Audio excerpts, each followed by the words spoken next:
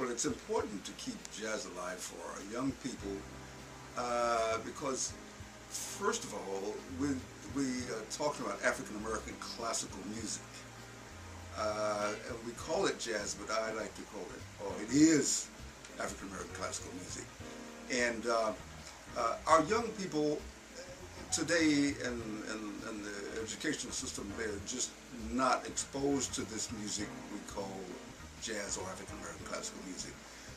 In fact, they're not exposed to any of our or much of our culture. So it's important that they learn about this indigenous art form of America. It's music that African Americans created. The music is created in Africa, first of all, and there's not much concern or interest in the roots of this music, and I'm always stressing the roots of jazz or African American classical music. It's very important that we all and everybody understands that this music is rooted in Africa. I had an opportunity back in 1982 to present a paper, a 25-page paper at the Guggenheim Museum. Actually, it was for the Jazz Festival. We performed there with Dizzy in 1982. And the paper was about how to keep jazz alive, how to teach young people this music and to keep it in their consciousness. I went into a lot of reasons why it's important. Because one thing for sure, as I said earlier, that in the homes or in the schools they're not getting it, in homes they're not getting it. So those are two very important environments that we have to really think about. Home, first of all, it's not there at home, so they got to go to school to hopefully get it, and they don't get it there. So I have the jazz camp. I started the jazz camp 14 years ago, actually, so that I could, this would be a place where the young people could come to and learn about the history of this music and how to appreciate this music. And so this year it's called the Duke Pearson Summer Jazz Camp at Clark Atlanta University. And I get my 12 to 15 people each year, and we perform a concert at the end of the week. It's a 5-day camp from 10 to 4. They learn an awful lot about African American history, and I want to say that jazz or African American classical music is African American history. So they're inseparable. I also like to go back to Africa and talk about what happened in the African culture, because really to understand this music we call jazz, you must go back and learn about the Africans and African culture. For an example, in the African culture, music and dance were very important to the lives of Africans. So this is something that we don't hear much of, we don't talk much about, and in this culture, we have just neglected in our educational system for so many years, and I think it's getting worse now because of the lack of interest or the lack of knowledge.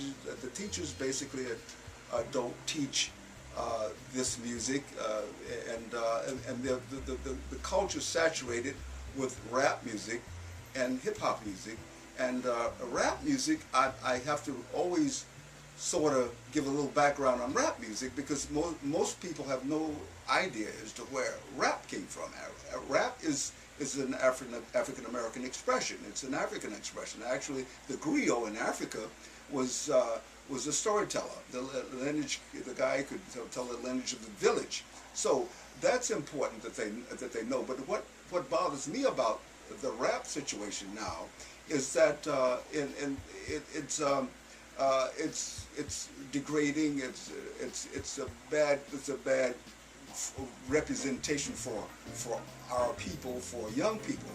Uh, I had the opportunity to travel to Africa, to Gambia, in fact, to speak with the griot, and to move quickly further along.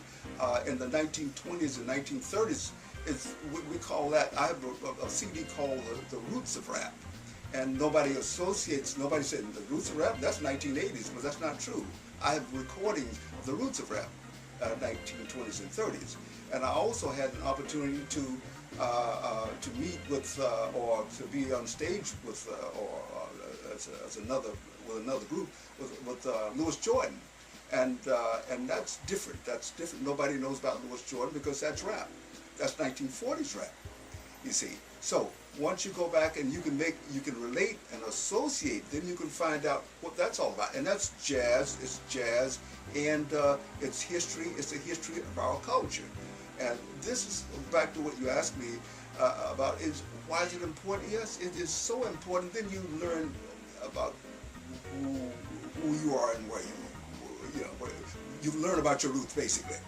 And so this self-identity is a problem.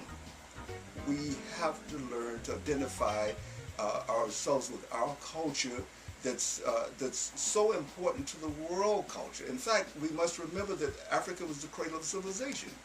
That's where it all began. Everything began on the African continent. So for our young people, this gives them an opportunity to say, oh, wow, I have a lot of pride in my culture. I got a lot of pride in myself because where I'm from, it's where everybody is, everybody is derived from that continent.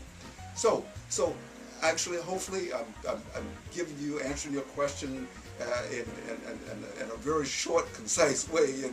To say that the most important thing is that our young people learn about their culture and be proud of that culture. And when you learn about jazz and you learn about your culture, and you'll have a lot more pride in yourself.